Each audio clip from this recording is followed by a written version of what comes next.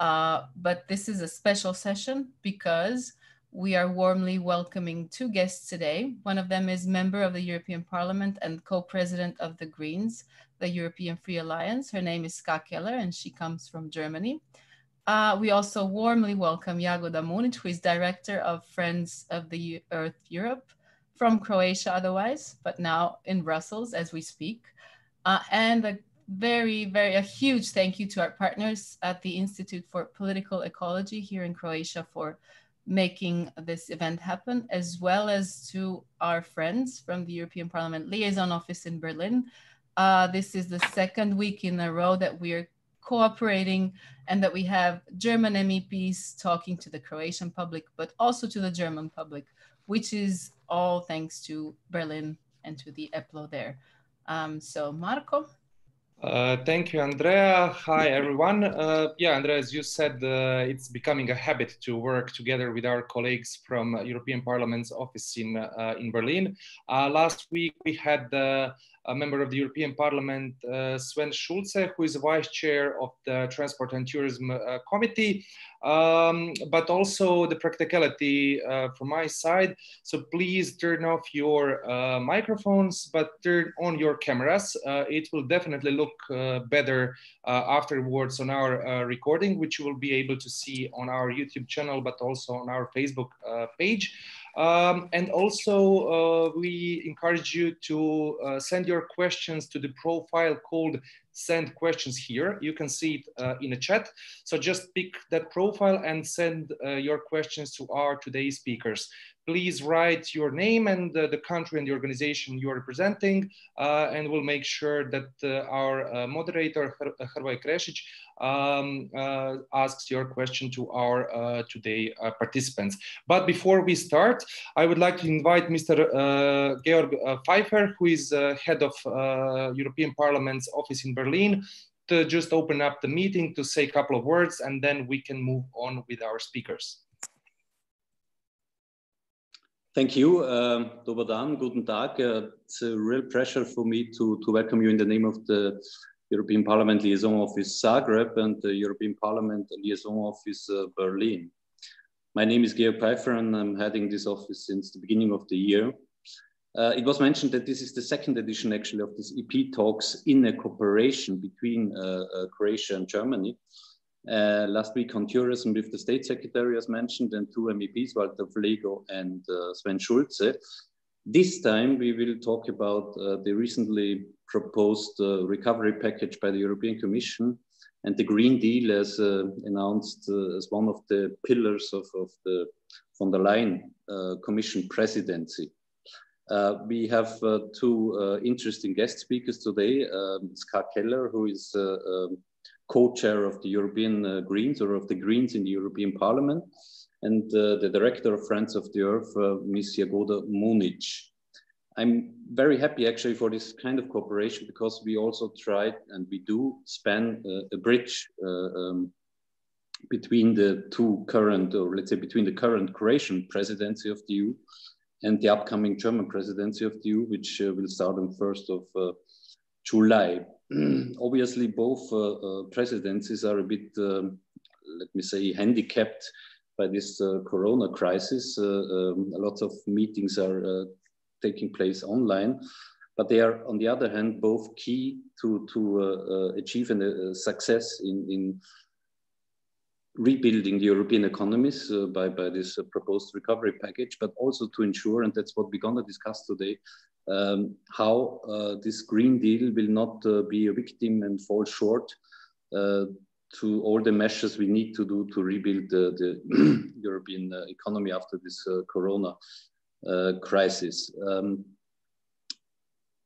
This is basically all I want to say at the moment. I would want to thank all the organizers and all the participants. It's very nice to see that so many people joined in today for this session. This is by this really then a true Croatian-German summit, and in this respect I'm looking forward to a very interesting discussion and would hand back to the moderator. Thanks a lot. Schönen Dank, Georg. Thank you for this intro. And now we move on to Ms. Ska Keller and to Mr. Hrvoje Krešić, our moderator for the day. Thank you so much. I'm very happy to be here, and I'm very proud to be able to present and to introduce Ms. Ska Keller.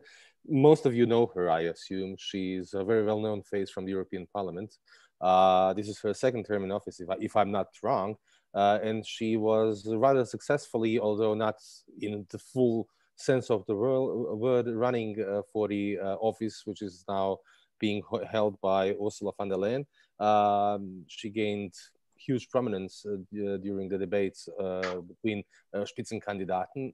And I'm very happy, like I said, to be able to have this, I hope, fruitful discussion with her today. Ska, good day.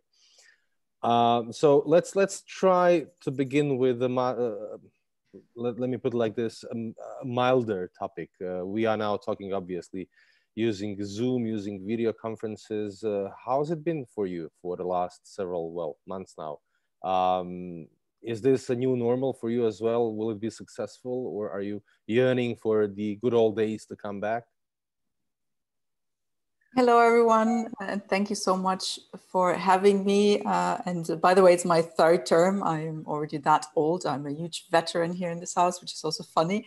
And looking back at the many years that I've been spending in this European Parliament, I have to say it's a really extraordinary time. I mean, everything's always crazy and chaotic here, well, in the sense of lots of things happening, but this is really unprecedented. So we have, as European Parliament and also as Green Group in the European Parliament, moved a lot, as everyone has, to the internet. So just today, for example, we had an online group meeting. We are having our committee meetings online. We're having our preparatory meetings online. Everything is happening online. And I have to say it works rather well. I mean, of course, in the beginning, there were some glitches and problems, but I have to say it works really well. I also find it really interesting. Since end of February, I'm stuck in Brussels. So I have not left the city since then. And for me, this is like the first time ever in my adult life that I've spent such a long time in one place. And I can't say I minded very much. Usually we travel like crazy, Brussels, Berlin in my case, but also other countries in the European Union. And to have a moment of not running through the continent like crazy, that's for me a new experience, for lots of my colleagues a new experience. And I think a lot of us overall have had this, besides all the hardships that it entails, besides all the economic problems, also all the really tough time that parents are having. But I do think it gives us the opportunity to rethink maybe sometimes what is important and what's not, to take maybe the one positive thing out of this really dire situation. Do you believe that we will be seeing some really substantial consequences of this new normal, so to say, that you will now be experiencing less flights, less trips, more video conferences, less money spending on plane tickets, less pollution, or will we go back in, I don't know, 6 months' time? I really hope that we learn some of the lessons that were presenting themselves to us. And I think there are several of those. For example, which jobs do we actually value more? Like in this crisis, we have seen how much we depend on medical personnel, on nurses, on cleaning personnel, on people who work in supermarkets. I mean, how would we have survived? And then we look at that, actually they receive so little pay, whereas other jobs that really no one noticed if they were, filled in this pandemic or not, they are actually paid much more. And I think it's important that we create some balance here, that the jobs that we all depend on, that they're actually valued also in their pay. Also, other lessons I think definitely are that digitally, it's possible to work digitally more than we thought, I think, for a long time. I mean, as Greens, we're already trying to reduce travel a lot, but still you sometimes have this impression, I have to be there at this meeting. But now we realize, no, you can also have it by phone conference, via video conference. It's perfectly fine. So I do hope for the sake of less energy consumption, but also for the sake of our own personal energy, that in the future we can learn from that we can also do a lot of interesting things with less of hours traveled, less of CO2 spent on traveling. I mean, for example, also this webinar would have been a conference, for example, where lots of people would have to travel to. And still, if we had a conference room with, I don't know, let's say 50 seats, 50 people would have been able to attend. Like this now, open in the internet, we can reach many more people. So I think there is indeed some important lessons to be learned, or also how important a green space outside is. I mean, really in a lockdown like this, we can see how people who have maybe a garden, they can deal much better with the situation. And if you're stuck with 3 children in a super small apartment, and you don't even have a park to go out to in the areas and countries where this was legally possible, and also how we share space in the streets. I mean, we here in Brussels is such a city for cars, or has been so far, I have to say. You have huge streets that were empty, and then all the pedestrians were like huddling together on the pedestrian walkways or in the park, which were super full. And there to re-evaluate also like who needs space for what and who do we give space to. I think that's lessons. Of course, there's so many other interesting lessons to be drawn, but on a very practical level, I think those are some that we really should not forget. Let's move now to the big hard questions, so to say. Now, this obviously is an opportunity, but it is also a crisis. What we have witnessed throughout the last several months is that many countries, many member countries, took a step back from Europe and from supranational institutions. Are you afraid for the project of the European Union? Let's begin with that. There was a time when I was really afraid for that, because as you mentioned in the beginning of the crisis, we saw a lot of national measures, rightfully so. I mean, a lot of measures need to be taken, and very little European action. Now, in parts, this is also very normal, because all these health measures, they are national competence. Like it's nothing where the European Union could have done that. But then latest, when it came to all these border closures, you know, where countries didn't even inform their neighbors, that really gave a huge blow to the European Union as a whole. And also, I have to say, very sadly, all these export restrictions on medical equipment.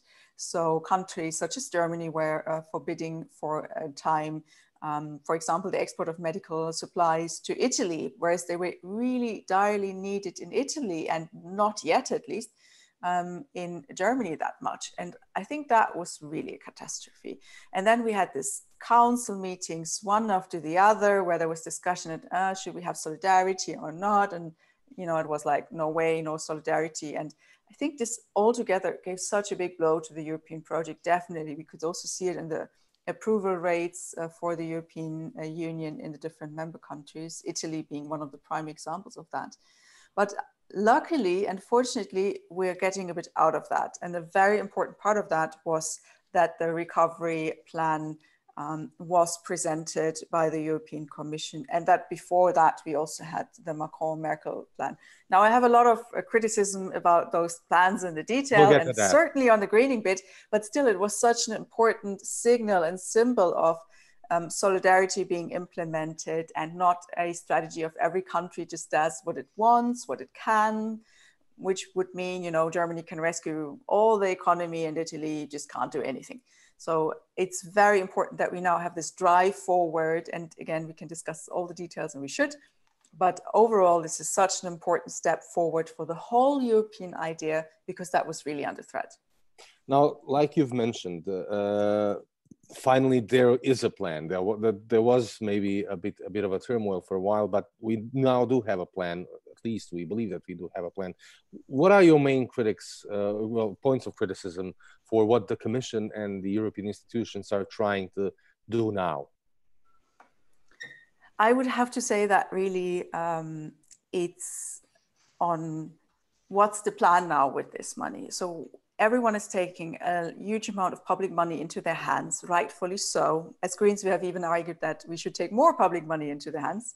So we're all for that. But the question is, what do we do with that? Like, what do we put that into? And there we argue that we shouldn't put that into so to say, the old economy. We should invest this money into something that will be of benefit also for the generations to come. I mean, I think it's quite interesting that the Commission has named this project Next Generation EU, apart from the lovely Star Trek references. I think it's also quite important to pinpoint that this is for the next generations. They will have to pay this back. But also, or especially that means that we have to invest this money into something that will be of benefit to them.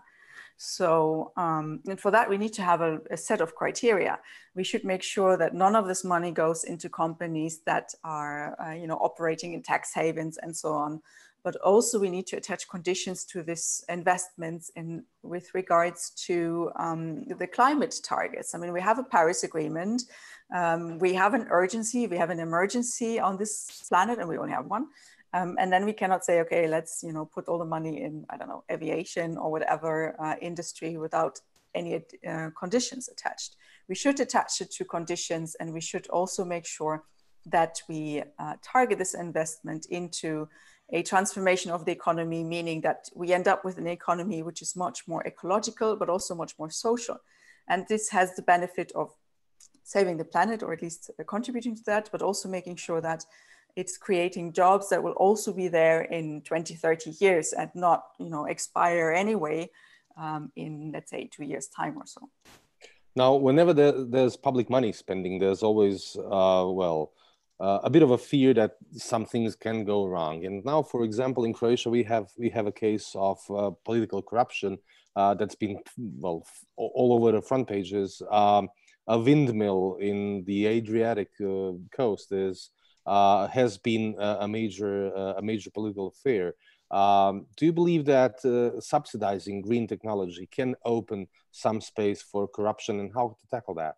How not to turn green technology and ecological issues into problems? Well, corruption is a big concern wherever.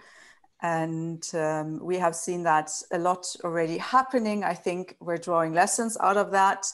But this is definitely something that needs to be prevented. So there needs to be very clear accountability. This is also one of the criteria or conditions that we're asking for, that it's very clear and accountable how the money has been spent, who benefits from that. And we also hope that in the near future, we will have more European action when it comes to investigations into EU money being spent and possibly also misspent in some member countries, because we do know that we have a problem here, and it doesn't make sense and it doesn't help to turn a blind eye. We need to look at it, we need to find it out, and we need to make sure it doesn't happen again and that the money is being paid back. So this is really a big concern. Certainly in more than one member state, and that absolutely needs to be addressed. I don't think it's so sector specific. It's a really overarching issue, but we have seen quite some misuse of European public funds and certainly also national public funds in the past, and we need to make sure that this doesn't happen with this money now, or with any other. Now, Croatia is now presiding over the EU Council, and the next country is Germany. Your country. What are your expectations from Germany, especially when it comes to Green Deal, etc.? And how do you rate Croatian presidency? Have you been able to follow it? Have you been able to see anything from it? Yes, a bit. And of course, as you mentioned already in the beginning, I think Croatia had the big problem of the pandemic hitting right in the middle, and a lot of the most important work of a presidency, which is making compromises, finding solutions, that's super difficult, and that's maybe one limitation in having a digital meeting and then trying to figure out, okay, what compromise is okay for whom. So I think that has really been a big problem for the Croatian presidency. Of course, the Germans will have a similar problem, but on a very different scale. They have the problem that whatever priorities they might have thought about before, they're out of the window. It's now about recovery plan. It's about making sure the finances is there. So the priorities have been totally changed. And there is something, I'm a bit I'm a bit worried, I'm a bit optimistic, maybe looking at the German presidency. The German government has not been the most helpful, I have to say, at the European level for a long time. They have been very often blocking things. They have not been very much in favor of European solidarity. If we think back about the Euro crisis, for example, and especially with environmental legislation, they have been a big blocking force. So for us, it's really a big problem. I do see some possibilities for change, though. I mean, that we had this Macron-Merkel proposal, that was really a big step forward, and very few of us had expected that. So that's really a positive step forward. Whether this will also carry through on things like Green Deal, I'm not so sure. However, we have a German Commission president who has attached herself very much to the Green Deal. So I do hope that she will be able to exert quite some pressure on the German government. We have we have several now important legislative proposals already on the table, like the climate law, which are quite ambitious. I mean, as Greens, we always want more. But let's say from where we start, from what we might usually expect, it's quite okay. And we will try to strengthen it even further. But I think that will definitely be a challenge, how to make sure that the whole issue of climate and environment is being respected. Now we have, well, for this specific block of questions, I don't know, I think somebody maybe has his mic or hers mic on, so if we could turn off the mics. Last question for this block, so to say, we'll get back later. Question about the from farm to fork strategy. Do you really think that it makes sense to endanger food security while increasing the EU's food import dependency? I'm not sure that's related to the farm and fork, really. I do think we have a big problem with agriculture in the European Union. In the sense that we spend a lot of money. I mean, a huge bulk of the European Union budget goes into agriculture. And as such, that is not such a big problem as such, because we all depend on food supply. So we need to make sure that we have a good quality, locally produced agricultural goods.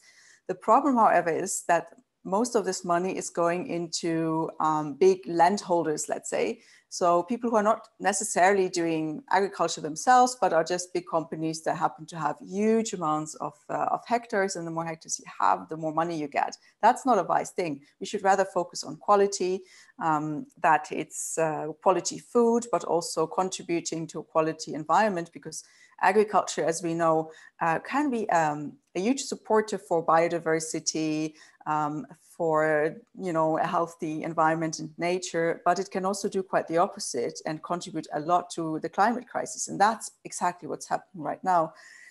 Luckily, it's quite clear what we need to do in order to reverse that. We need to have more ecological agriculture. We need to support that.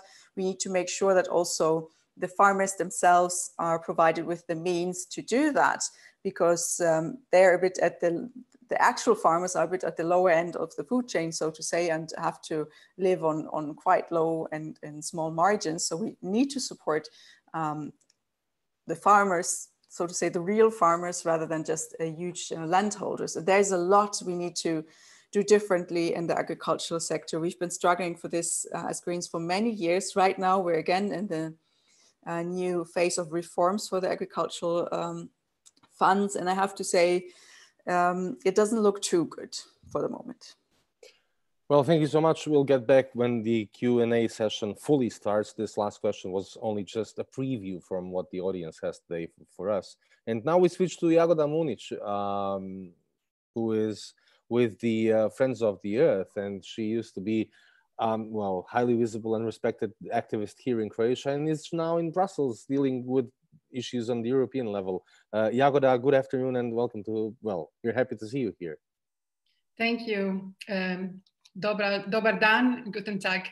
I'm really delighted to be invited to this panel. Indeed, now I'm dealing with the same issue with the same people in the same network as before, but on the European level. And before that, I was active with Friends of the Croatia, which is Zelena Akcija, for more than 20 years. So I'm still working with them, actually. Well, that's good to hear. Let's talk a little bit about the Friends of the Earth and your perspective on the on the Green Deal to begin with. Sure. Firstly, we don't have campaign per se on Green Deal. We did develop kind of transition to society which we would like to see and live, which would be sustainable. And we called for system change towards that transition. And when the Green Deal was published by Commission, announced as one of priorities, of course, we were very happy that it's finally one of priorities, because in comparison with previous Commission, that was not high on agenda. So that's a very good point and good start. The package was presented in December, and then we looked at it and looked at an analysis of the content. And indeed, while there is recognition of importance of ecological transition, there are elements that we would still like to see improved, and in particular, how this fits with other priorities.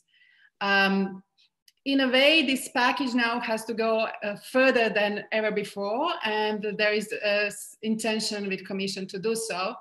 But it's very focused on green growth, and when you compare the priority of Green Deal and economic priorities, they don't look like they work together in a way.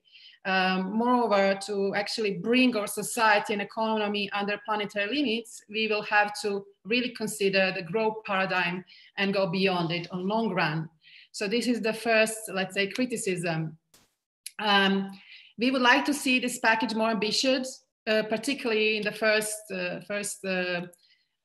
period, the next 5 years. And we developed, based on our previous analysis on how this system change should look like, some of principles to in a way monitor success of European Green Deal. Firstly, we would like to remove all obstacles to Green Deal. One of them, as I already said, is economy. If it continues to be as business as usual, that will be obstacle. And then second is like strong influence of corporate lobbies in Brussels on national level that are in a way proposing market solutions or in a way are supporting much more bigger companies than actually public interest. So this is the second one. The trade regimes and international trade agreements sometimes are not aligned, actually very often are not aligned with the Paris Agreement and need to actually tackle climate change and biodiversity loss. And very often they go in different direction and allow even the companies to sue national governments if they have high standards or, let's say, environmental legislation. So this is the first thing to deal with. Urgency scale should be upgraded in the European Green Deal. Focus should be on next 5 to 10 years. It's good to have long-term goals, but basically we will judge success of this Commission and this political mandate of which they have in the next 5 years. So what they do and implement in the next 5 years, it's going to matter. Do you think that in any way that you maybe are, and when I say you, I mean the green politics, the green movement, is losing spotlight in several last months? It seems to me that almost the entire world was becoming very aware of the dangers of climate change. And now we have another crisis to deal with. So we'll deal with the climate change later and with the green topics. Do you feel that in your everyday operative business? Yes and no. I think when this crisis started in like March or April, our first analysis was actually that now it can happen that all these bigger crises that bigger than Corona crisis, that's climate catastrophe and biodiversity loss, it's going to be kind of downgraded on political agenda, but there is some, at least in the rhetorics from Commission, at least reassurance that they still want to implement European Green Deal. What we would like to see now in this recovery package, that it's linked to Green Deal and conditioned by implementation of Green Deal. So in a way, if we already going to use public money and invest public money and actually in-debt governments and European Union, then that money should be invested in development that are going to lead to ecological transition. So that in a way we combine the two, otherwise it will be just postponing the collapse of ecosystems and not tackling climate change for on time. Because when you look, when we have to deal with climate change, is next 5 to 10 years, 8 years, depend on how you calculate, but basically it's this decade that we have to deal with that. We have to start this ecological transition now. And if there is public debt, then should be invested into that precisely. How do you, how is the Green Deal to interlink climate change prevention with fight against other huge issues of today, like inequalities, gender gap, racial inequalities, etc.? That's a very good question. One of, I say this, we developed principles how it should be done, and this is very high on our agenda, Friends of the Earth Europe, that should be done in a way on principle of equity and solidarity and global justice. So basically, we would like to see the solidarity between countries in Europe, but also the global South, taking into account historical responsibility of European countries, capacity of European countries, and so on, but also within each society on different strata of society, different groups that are impacted in different way. Indeed, Green Deal should lead to less inequality, not just bit less, but really have to tackle the issue of inequality. And if you think of Green Deal as a campaign that was invented actually in 2008 from civil society in UK, they basically said two goals. The Green Deal should meet two goals. One is to tackle inequality and eliminate such a big inequality, growing inequality. And second was to tackle climate change. And that was supposed to be after 2008 financial crisis. In a way, we lost a decade to do so. So now is the last chance, in a way, to tackle the issues before really we feel very severe impacts of climate change. Now, you've been dealing with green activism in both Croatia and now in other European countries. So are you able to compare how big an issue is climate change and all the green issues in old Europe, let's call it now old Europe, and the new member states? Is there a huge difference? There is difference between new member states and old member states in many, many ways. If you look different indicators, that environment or attitude to environment and climate change are one of them. I would say what we witnessed that maybe awareness among, let's say, old EU member states or Western Europe, maybe better to say, Western and Northern Europe, public awareness is much higher, particularly among young generation. In a way, we have seen this green wave in the last EU parliamentary elections when young people voted for Greens and the Greens get in parliament. So that's, the numbers were quite big. In Eastern Europe, that we didn't see that. But on the other hand, we can also look at the impact on climate and environmental footprint, ecological footprint of different states. And from that perspective, I would say that maybe countries like Croatia, in comparison with some Western European countries, are actually polluting less, primarily because there is not so much polluting industry left. So, you know, it's not very black and white issue. You have to look at it from different perspectives, but there are differences, definitely. And in each country, again, there are some national differences in different contexts. When you talk to some decision makers in new Europe countries, let's call them like this for the sake of this conversation, some of them will say, yes, well, you are now putting limits on our emission of gases and other ecological issues. But the Western Europe has developed for the last 20, 30, 50 years, thanks, among other things, to that. And now we want to develop as well, but we don't have the same frame. And we don't want to follow those rules. Have you encountered that? And if so, what's your answer to that? Oh yes, of course we encountered that. And my own country, or your own country, Croatia, is one very good example for that.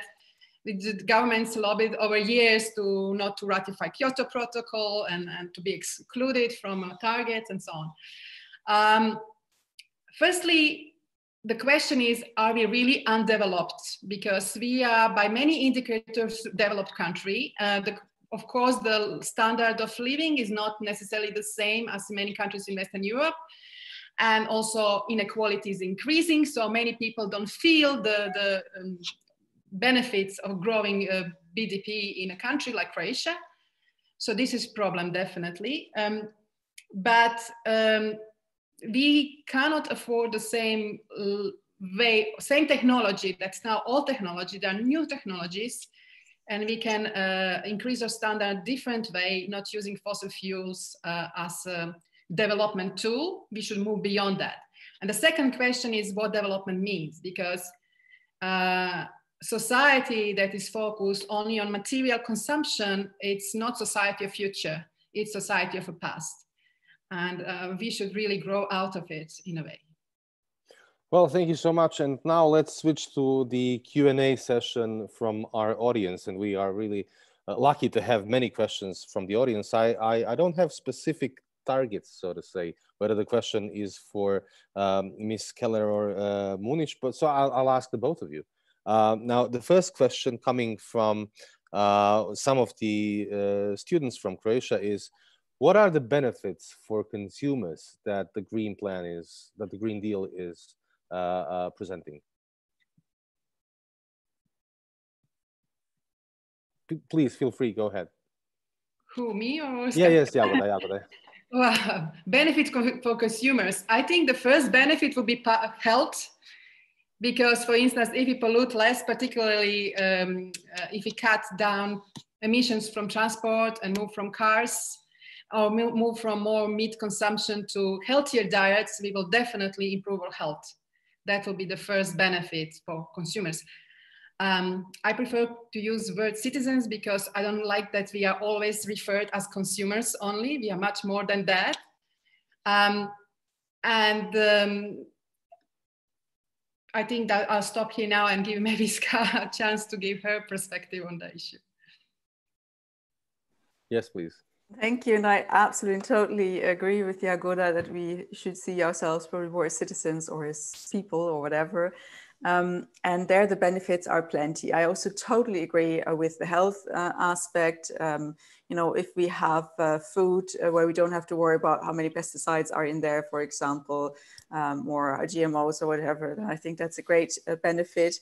But also, I mean, the Green Deal, how we as Greens see it, because that's a bit different from how the Commission sees it, is that we really have a transformation of the economy in an ecological but also social way. So that would mean that we have a higher value, for example, for professions such as care workers, teachers, nurses, and so on and so forth. So for a lot of people, but not all, that means a higher income. It means a better quality of life in the sense that you can, in your city or in your environment, you have broad pedestrian ways where you're not being hit over by a car. You have less car traffic, so your children can play on the street. You have public parks that you have access to. Or if you're living in a rural environment, it means also, for example, also in urban places, better public transport so that you can move freely without necessarily always needing to invest a lot of money and work into an own car, for example.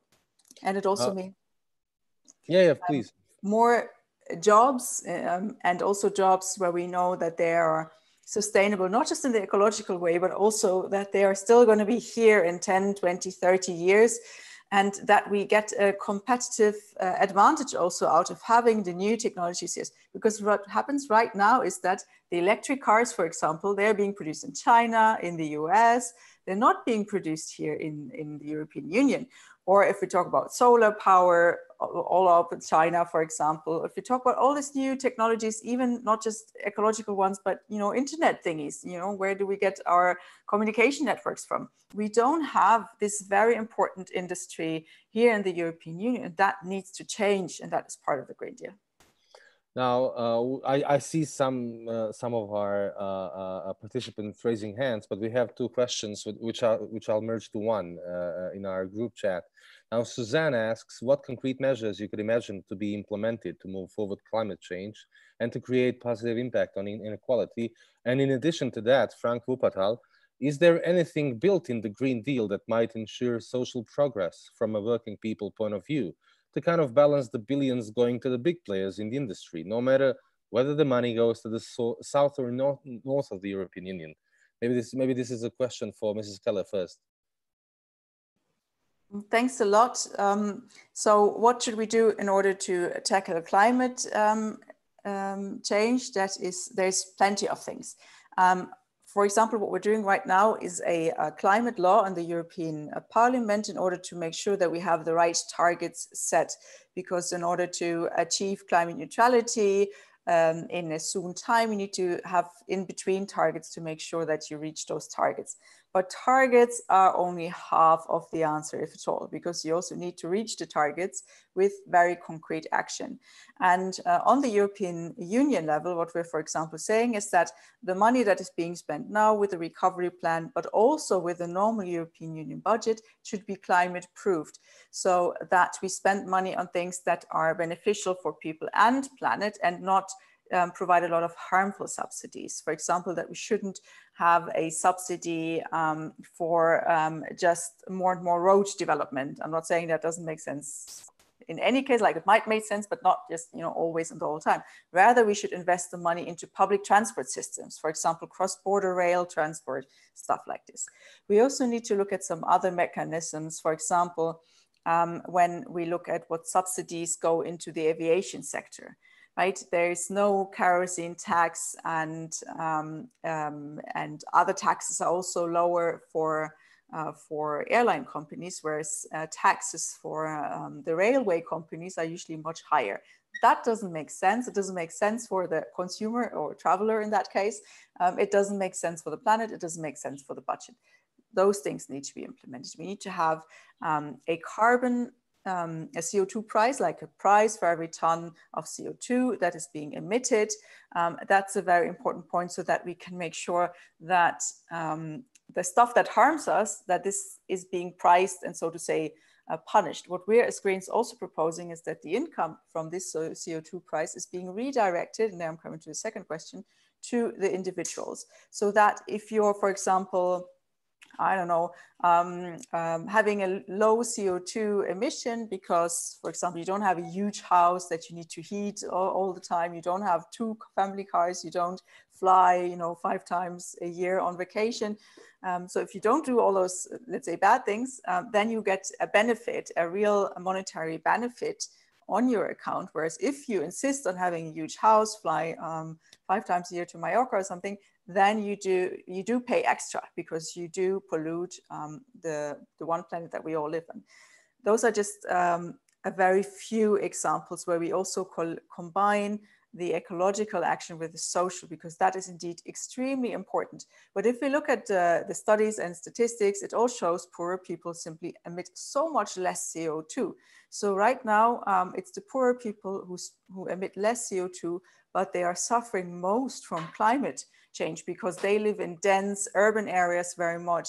They can't afford, you know, lots of, I don't know, a big house in the countryside to get away from it all in summer, for example, and not a yacht in the Mediterranean to have a nice breeze or something. They are suffering from it much more and unproportionately also in terms of health. The huge heat waves that we have are a huge health factor, which is being exacerbated by pollution, air pollution, another big problem that kills a lot of people every year. So already now, the ecological question is absolutely tied with the social question. If I'm poor, I don't have access to green spaces. I don't have access to good nutrition. I don't have access to so many things that richer people can provide themselves with to mitigate the personal effect of the climate crisis. Just a very cursory overview. Jagoda, do you want to add something? Yes, actually, I think that's a really fundamental point that will be big debate in the next months and years of implementation of European Green Deal, because now once the green is in the mainstream, there'll be those who want to profit from transition. So you can see companies and lobbyists trying to influence all the transition to get bailouts for big corporations and so on. There are already elements in what Commission has proposed that are tackling, let's say, energy poverty with a program with installation of houses and retrofitting. For example, we can also support community energy ownership, that people can produce their own energy and benefit from it. So there are many, many ways to actually ensure that people who actually are polluting less and are more vulnerable to climate change or the impact, they don't pay the cost of transition. But I still believe that it's going to be very important that civil society and citizens actually are very actively engaged in debate about that, because otherwise the corporate lobbies will actually ensure the deal is for the benefits. Thank you so much. Now we have one hand raised, and I believe it's a colleague of mine, Thea. Can we switch to Thea? Yes, thank you very much for the attention. My name is Thea Trubic-Macen, and I am a journalist of Euractiv Croatia. My question is for both of you, but primarily perhaps for Ms. Keller. The European Parliament has emphasized that the Green New Deal or European Green Deal should be the bedrock of the recovery plan in the future. And I was wondering, because a lot of people are afraid that such ambitious measures are going to be both expensive and are going to result in a lot of jobs being lost to already fragile economy, because a lot of people have already lost their jobs. And it is being estimated that a lot of that short-term effect of European New Deal is going to result in jobs being lost, but in the long term it will open a lot of jobs. So do you think that now in this crisis it is a good time to implement such measures? And what would you say to those people that are potentially afraid that they're going to lose their jobs amid this unprecedented crisis? Thank you. Well, let's go first with Mrs. Keller and then later with Jagoda. Thank you very much. And that's a very important question. I do think that it is indeed time and high time that we do the Green Deal. And because the climate crisis is still there. I mean, I don't know how things have been in Croatia, but in Brussels this spring has been a huge drought. And you know, Brussels is a place where it always rains. It hasn't rained for 3 months, and now it's hopefully starting again. But we have a huge problem, which is creating a lot of income loss, for example, to farmers. It's creating a lot of health hazards, and it's creating a lot of hardship for people all over the world. I mean, right now we're talking very much about the European perspective, and in Europe we might say, okay, well, we'll survive for a couple of decades. At some point, you know, Hamburg is going to have a nice seafront. Not just Hamburg, but Berlin is going to have a nice seafront. Croatia still has some mountains, so okay, we shall survive. But in other countries, it's even more dire. And there we're talking about really poor people who don't have the means, and also where the countries don't have the means, you know, to just build higher dikes or something. It's a really important problem. We need to face it if we want to have a livable condition for our own generation, but also for, you know, our children's generation. But again, not just for them. We're living through the crisis already right now. So we do need to do that. And if right now we're taking so much public money in our hands and we're spending it, I think it's important that we spend that public money on public benefits, so that we're spending it on stuff that will benefit all of us. And therefore, I think it's important that we invest it into the social and ecological transformation, the Green Deal, as we have just discussed it with the previous questions. What exactly does that mean? That does not mean that in the short term, you know, bailout or saving of certain companies, that you can also not only say, okay, we will also support you right now. You're not exactly climate friendly, but rather than just laying everyone off from day 1 to day 2, there needs to be, you know, a proper plan and procedure. But it is nonetheless true that in any sort of transformation, and even a transformation, if we don't do anything, you know, times move on and move forward. I mean, even without Green Deal, we have a huge digitalization, we have robots in all factory, you know, there's anyway change happening. And any transformation benefits some and also does not benefit others, like others are going to lose from that. And that's a very big problem. I'm myself from a lignite area. So we have a lot of coal mines and we have not a lot of people working there anymore. It used to be many, many more, but nowadays still, since there is a lot of unemployment in my home area, there's not a lot of employers at all. It's a very important economic factor. And it is true that that no one, I mean, the coal industry is running to a dead end because of climate, but also because it's not at all beneficial, like it doesn't bring any profit anymore. And in any case, the coal would run out at some point. So we need to have a plan for those workers anyway. A lot of people who right now work in the coal are often suppliers, I don't know, they work in the canteen, they're managers and so on. So for them, you might be able to find new jobs, or you will probably do. But there's of course also those who, run the coal mine, who run the big machines. And it's indeed not possible necessarily to say to a 50-year-old person who's been running for many, many years, that coal mining machine, no problem, Green Deal, here we come, a training, and then you're going to do putting solar panels on the roof. That's not going to be possible nonetheless. But on the other hand, are we saying, okay, we need to keep the coal mine open until that person's retirement, putting so much extra CO2 in the air, putting so much public money in that, because already now all those coal mines are totally financed by public money. They're creating, by the way, also huge job losses elsewhere. For example, if you do coal mining, you have to get rid of all the water all around.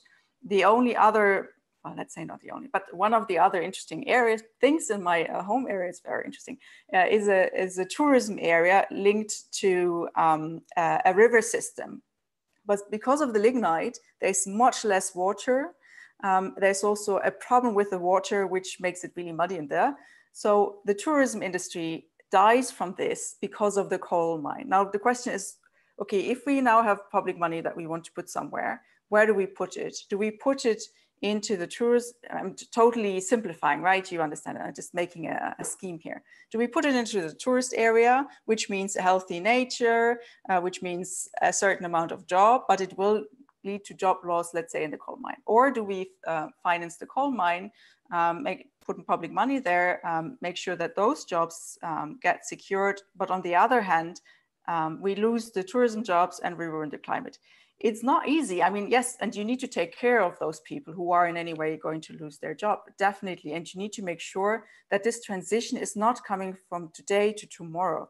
That's why we are so insisting on that we have a good exit plan, that it's not like, no, we postpone this decision. You need to have a clarity of timeline, of strategy. You need to involve local actors figuring out, okay, what are we going to do now with this area? It's a bit like Manchester, we've been doing coal for centuries, and now what are we supposed to do to that? It's a complicated process, but it needs to be done in any case. And I think it's important that we do it now. We do it with a lot of support, rather than to do it abruptly from today to tomorrow. Sorry for being long.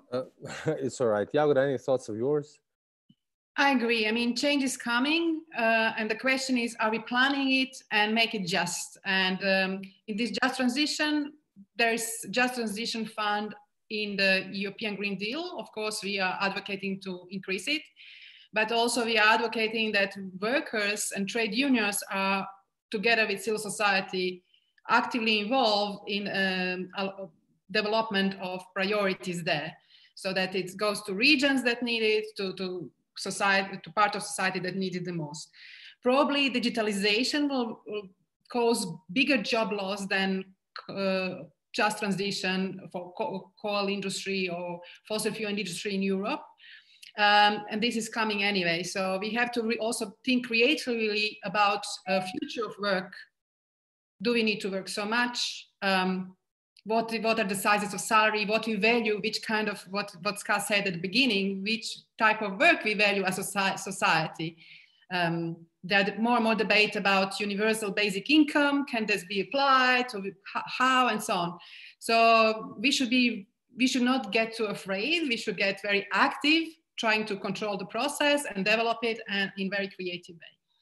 Thank you. And now we have many questions, but we do need to wrap things up. It's getting close to 5 o'clock, and I think that Ms. Keller needs to leave. So one final question for you, Marcel Wamt. Is there a conflict between supporting the economy in Europe and better overall climate protection through investments in non-European countries? Where should we invest the money? I'm not sure I totally got that question, but I think we need to invest that money into about public benefit and into making sure that we create an economy, or we invest in an economy that we want to see there, that is prepared for the future, and where good quality, long-lasting jobs are being created. From my point of view, that means also, I mean, it's investing it in Europe, right? I mean, we're talking about the European economy. Of course, there's also repercussions. That opens the questions. If I can just try to maybe explain the way I understand it. If we don't invest in let's say China, I don't know, maybe there will be more pollution there. So how to make the decision whether to invest in some green technologies in other lands, or maybe, or do we need to invest the money only in Europe?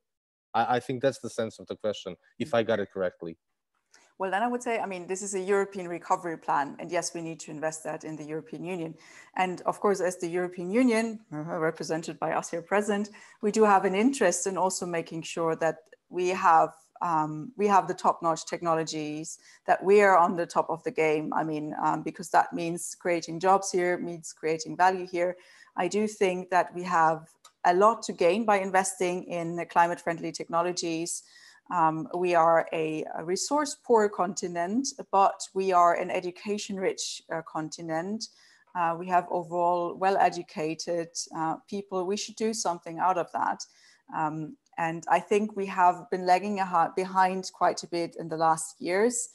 That's falling on our feet. I mean, the whole discussion about, do we buy the Chinese internet provider and what sort of security risks does this entail? That's a totally different than green issue. But it's a very important one, and that shows like, okay, why don't we have any European, like providers for that? Why don't we have European electric cars? I mean, we have some, but really, the companies leading the market, they're not European, and I think that's a problem, right? Shouldn't we be at the forefront? And because that would also be really helpful for creating jobs and creating value in the European Union. Well, thank you so much. Like I said, we have many other questions, but unfortunately, the time is running out. So I'll now head over to Violeta Stanicic, the head of the EP Liaison Office in Zagreb, to wrap things up. Thank you so much. Well, I have only 1 minute before we sign off, and I would use it to say, as I was expecting in the beginning, this is the topic which really gets to the heart and to the minds of our young partners most. They're most interested in the issues of the future, green economy, ecology. And as we saw, we should have probably even planned a conversation which lasted 4 hours. That said, allow me with great appreciation and gratitude thank to us, our most dynamic speakers, and to try to ask them that we come back to this topic maybe in a few months again, when we know more about how the negotiations about the multi-annual financial framework go, and indeed whether to ask them whether they will be happy with the funds negotiated and agreed upon within the MFF for the future of the green economy in Europe. Thus, I'm trying to probably pledge for a promise from them that we will come back and we will continue this most interesting conversation, which seems to be the one which engages most our younger generations. Thank you very much. Thanks to our speakers of the day. Thanks very much to Ska Keller and to Jagoda Munic. And thank you, Violeta, for your closing remarks. This was, yes, another one of our digital EP talks, but we've only broached the tip of the iceberg regarding today's topic. So we know there's the sheer necessity for the Green Deal to stay high up on the EU's agenda, and let's hope to discuss this again further in more depth. Next week, we will organize another session, this time on how COVID has changed the communications industry in Croatia, in Europe, and for EU institutions. And now some technical phasing out from this session. Again, thanks again to Berlin and to everyone for helping making this happen. Marco. Thank you, Andrea, for these closing remarks.